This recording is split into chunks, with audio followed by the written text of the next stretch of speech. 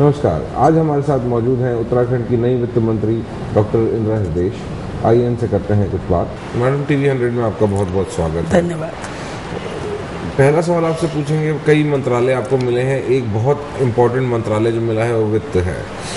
क्या क्या प्रायोरिटीज़ हैं आपकी, क्या और क्या समस्याएं दिखती हैं आने वाले समय में? देखिए, वित्त मंत्रालय के माध्यम से ही सभी विकास के कार्य और योजनाएं पूरी होंगी।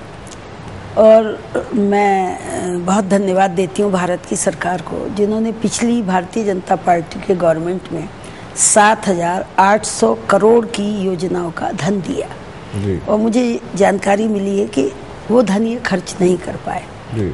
तो हमें सावधान होना पड़ेगा। जो केंद्र सहायतित योजनाएं हैं वो काफ़ी धन देती हैं जी। उनको हम सही समय पर ले पाए, जी। उनका उपयोग कर पाए ताकि आगे धन मिले तो बहुत विकास हो सकता है।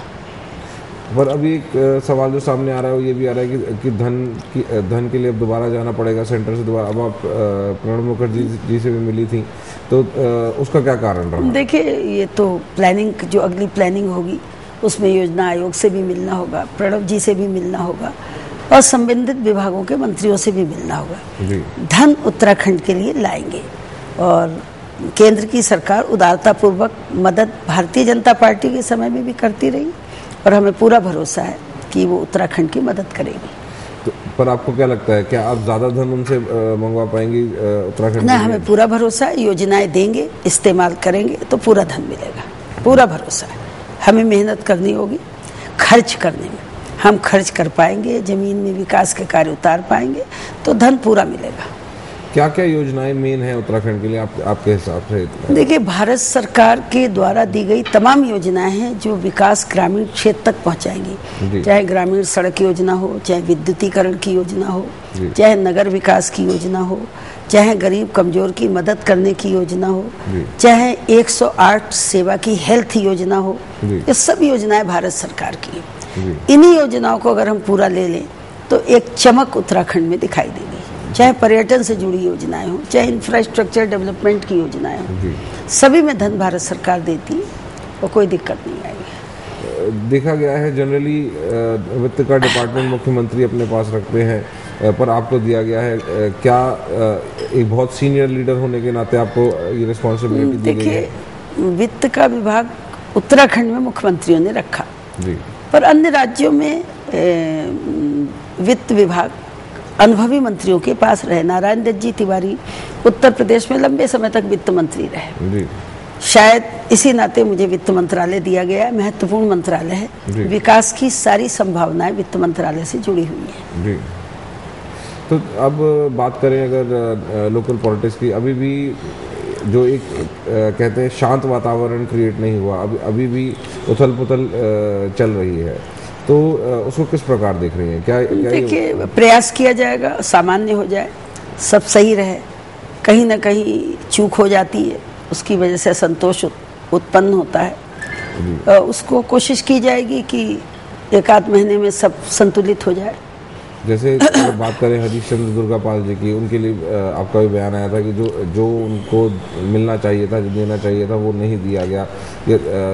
तो क्या अभी भी उस बात पे कायम है? ऐसा है कि जो मिलना चाहिए था, यदि उसमें भी कोई आपत्ति नहीं होती, तुलनात्मक दृष्टि का सवाल हो गया। कहीं बोझ अधिक हो गया और कहीं बोझ बिल्कुल हल्का हो गया, इसलिए मैंने दुर्गापाल जी के बारे में कहा था। आज भी मेरी वही राय है, मैं बात करूंगी मुख्यमंत्री जी से कि ऐसा लगे ताकि वो काम कर सकें। वो काम करने वाले पुराने कांग्रेस के नेता हैं, गांधीवादी विचारधारा के व्यक्ति हैं, एक भले आदमी हैं, वो बहुत काम करने वाले। हमें तो अपने चुनाव घोषणा पत्र के आधार पर जमीन पर काम दिखाई देगा तभी हम पार्लियामेंट के चुनाव जीत पाएंगे। हमने अपना घोषणा पत्र बहुत इस ढंग से बनाया है कि हम नौजवानों को रोजगार देंगे। मेरी चिंता है, 1 वर्ष में 50,000 लोगों को रोजगार देने का हमने वादा किया है।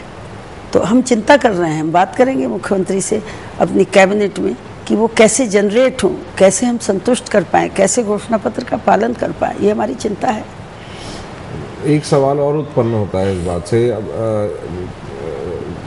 32 सीट्स कांग्रेस पार्टी लेकर आई, उसके बाद बाकी सीटों को जोड़ तोड़ के लिया गया, उसमें कई मंत्रालयों का वितरण किया गया, कई वादे किए गए, कई वादे शायद पूरे भी नहीं हो पाए, कई नेता अभी भी रुष्ट हैं। तो क्या आपको लगता है कि एक स्थिर सरकार बन पाएगी? देखिए, धीरे धीरे सब कोशिश की जाएगी, जहाँ कहीं कोई कमी रह गई उसे पूरा किया जाए, क्योंकि सरकार बनी है जनता कांग्रेस की सरकार चाहती थी। हमें जन अपेक्षाओं की चिंता करनी पड़ेगी बजाय अपनी चिंता करें। तो जन अपेक्षाओं को पूरा करने के लिए हमें स्थिरता भी देनी होगी, सरकार चलानी भी होगी और रिजल्ट भी देने होंगे। अपनी पार्टी के अंदर से ही बात करें, हरीश रावत जी हैं। हरीश रावत जी दोबारा उप मुख्यमंत्री की चर्चा एक बार उन्होंने दोबारा स्टार्ट कर दी है। हरक सिंह रावत जी हैं, उन्होंने अभी तक जो मंत्रिमंडल में वो नहीं शामिल हुए हैं। क्या लगता है, क्या चल रहा है? देखिए, हरीश रावत जी एक पुराने नेता है, मजे हुए हैं, जानकार हैं, वो राजनीति को भली भांति जानते हैं, कांग्रेस के व्यक्ति हैं। वो भी चाहेंगे कि कांग्रेस स्थिर सरकार दे और उत्तराखंड में कांग्रेस की सरकार बनी रहे, उसी में हम सबका फायदा है। ठीक है, हरीश रावत जी को भी विश्वास में लेकर कार्य किया जा रहा है। कहीं कोई कमी रह गई होगी तो और किया जाएगा, कहीं कोई दिक्कत नहीं है। हरक सिंह रावत जी? हरक सिंह रावत नेता प्रतिपक्ष थे और मंत्रिमंडल में उनके लिए स्थान भी था ही मेरी जानकारी में, और किसी कारणों से उनका अभी तक समावेश नहीं हो पाया। शायद वो सब ठीक हो जाएगा आगे। क्या कारण? अब कारण कुछ उनकी इच्छा थी कि वो मुख्यमंत्री बनते, फिर नहीं तो उप मुख्यमंत्री बने। संभवतः वैसा नहीं हो पाया, इसीलिए अब तक उनकी शपथ नहीं हो पाई।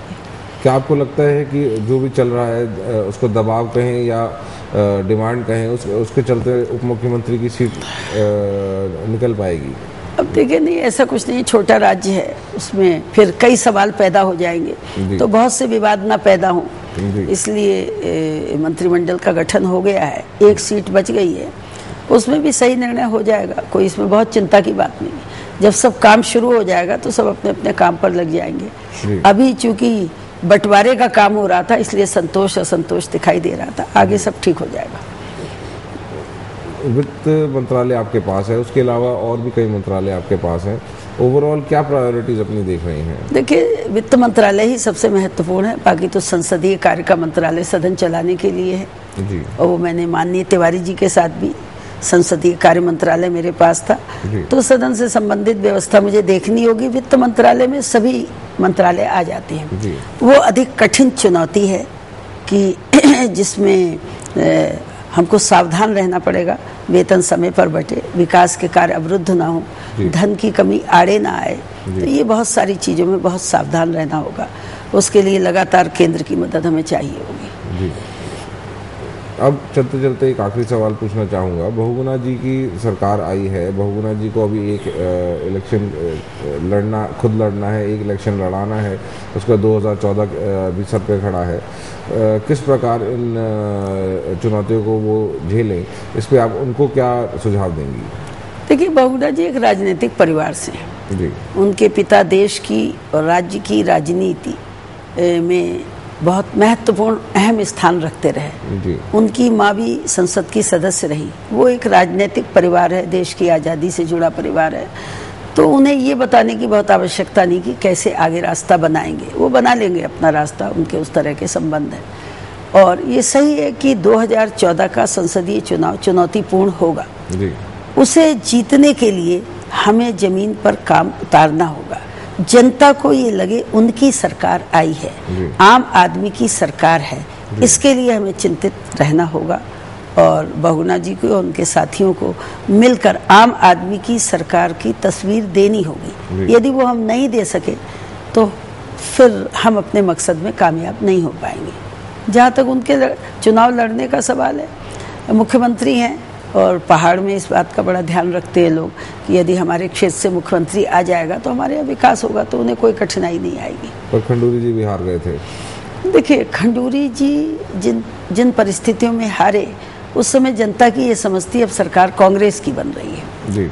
और एक विभिन्न परिस्थितियाँ, खंडूरी जी को मात्र उदाहरण नहीं माना जाएगा। और इस समय कांग्रेस अभी अभी सरकार में आई है, जनता चाहती है सरकार रहे, इसलिए वो बहुगुणा जी के साथ खड़ी होगी। कल आप यहाँ पर एक बैठक बुलाई गई, बहुत सारे लोग सारे दिग्गज नेता कांग्रेस के दिल्ली आए। सारे एमपीज को इनवाइट किया गया, आप सब लोग यहीं पे थे, तो क्या रीज़न रहा? क्या देखिए, वो एक कमेटी बनाई गई है जिसमें आदरणीय श्रीमती शीला दीक्षित जी, शिंदे साहब और एंटोनी साहब की एक 3 सदस्यीय कमेटी है जो उत्तराखंड में हार के कारण क्यों नहीं हम पूर्ण बहुमत ला सके, इस पर चिंतन मनन कर रही है। उन्होंने एक एक व्यक्ति से, जो लोग टिकट बांटने के भागीदार थे, उनसे उनकी अलग अलग बात हुई है जी। अभी कुछ लोगों से हो गई, कुछ बच गए जिनसे हो जाएगी, फिर वो अपनी एक रिपोर्ट हाईकमान को देगी। एक चिंतन होगा और ये चिंतन ठीक भी है, ताकि ऐसा नहीं कि जीत गए और सरकार जैसे तैसे बन गई तो हम संतुष्ट हो जाएं। कैसे हम 2014 का चुनाव जीतें, कहाँ कमी रह गई, शायद इसे भरने के लिए, इस गैप को भरने के लिए बैठक हुई है और मुझे पूरा भरोसा है कि इसके नतीजे ठीक निकलेंगे। और ये थी डॉक्टर इंदिरा हृदयेश, जिनसे की हमने एक खास मुलाकात।